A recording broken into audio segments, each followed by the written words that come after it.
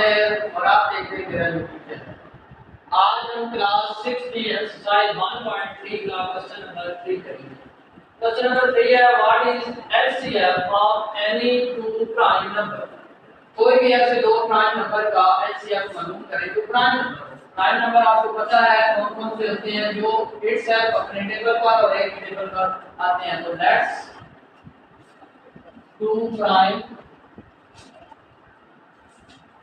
Number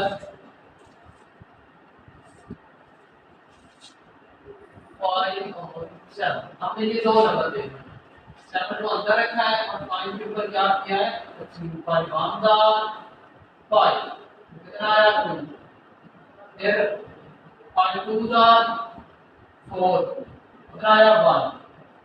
अब 2 अंदर रखा 1 2 2।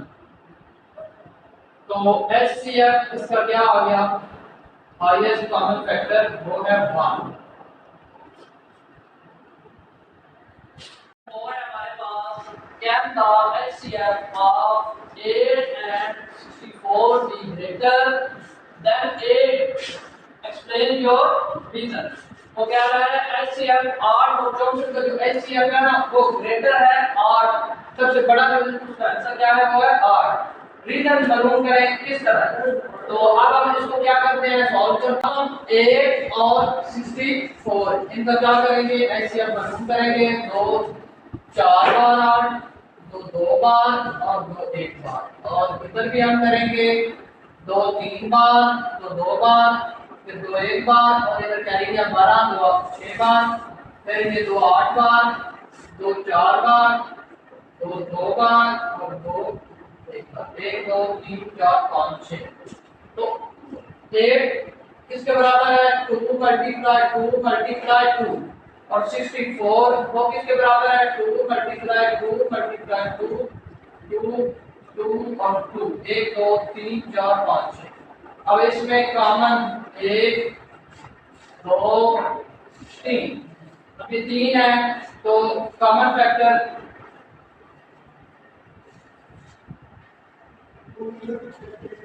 कॉमन फैक्टर 2 मल्टीप्लाई 2 तो 2 बार 4 और 2 बार 8 और कॉमन फैक्टर हमारा क्या आ गया है 8। तो ये हमारा आंसर है। नंबर 5 हमारे पास Alize has 16 science books, 28 math books and 13 English books। उसके पास ये बुक्स है। She wants to pack these books equally without mixing the books, no left over। What is greater number of books? तो कह रहा है कि तमाम बुक्स को वो क्या करना चाहती है, पैक करना चाहती है इस तरह के बुक्स आपस में मिक्स ना हो। तो वो कितनी बुक्स और किस तरह पैक करेगी, इसको हमें क्या करना है, मालूम करना है। तो सबसे पहले है नंबर ऑफ साइंस बुक वो कितनी है, नंबर ऑफ साइंस बुक 16। उसके बाद number of math books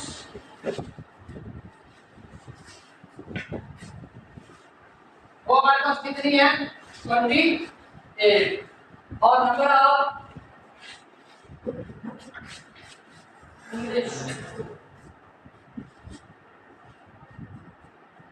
English books वो हमारे पास 13 है। इनका अब हमने सबका क्या लेना है, एलसीएम 16 का लेते हैं। 2 8 बार, 2 4 बार, 2 2 बार और 2 1 बार।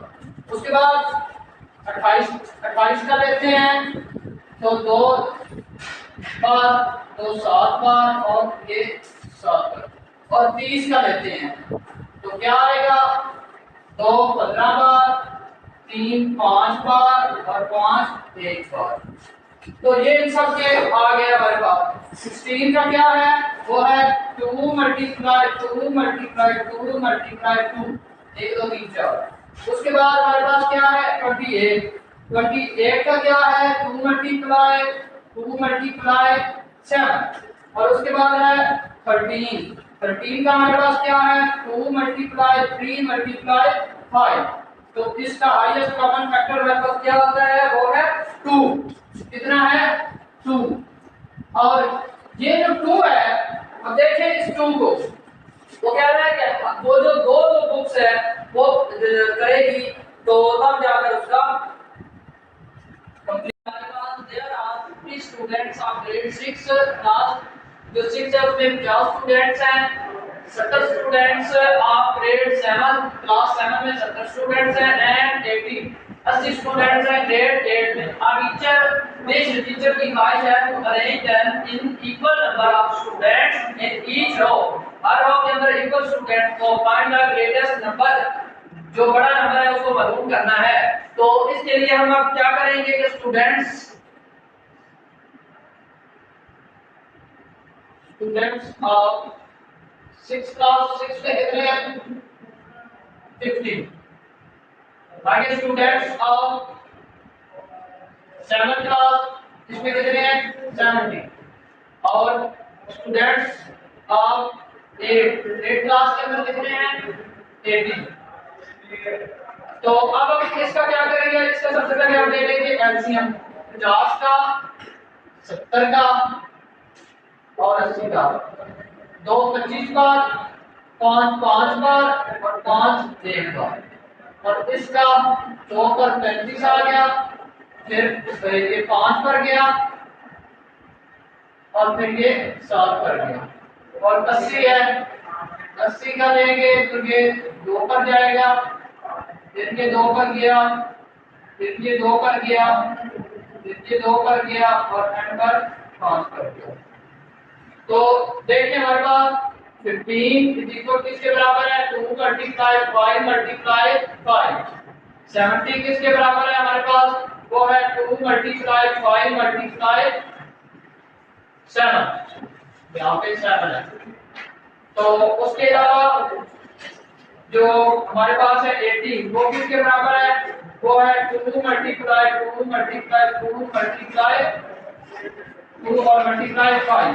अब देखेंगे जो 5 है ये और ये 2, ये दो इसके एचसीएफ हैं, ये दो क्या हैं HCF common factor.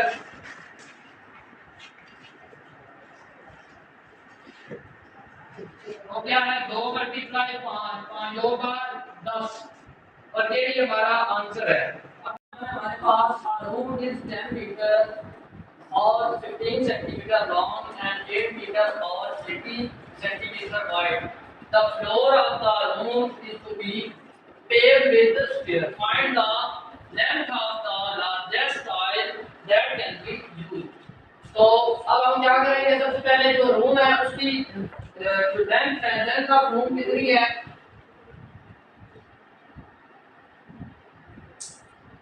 Length of room वो है 10 मीटर और 15 centimetre.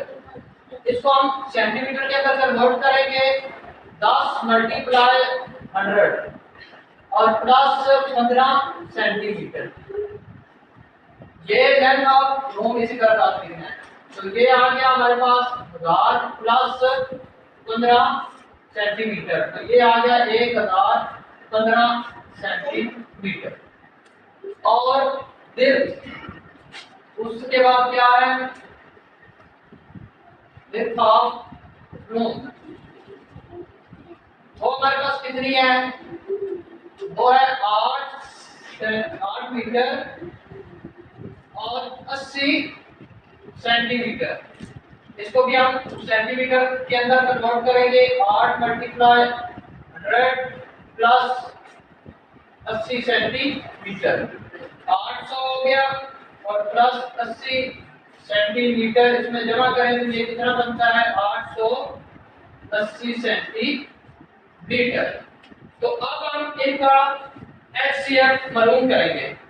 Length of room 1015 centimetre और विड्थ ऑफ रूम कितनी है 880 सेंटीमीटर।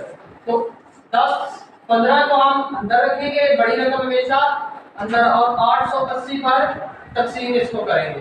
880 पर किया तो सबसे पहले 880 एक बार आया।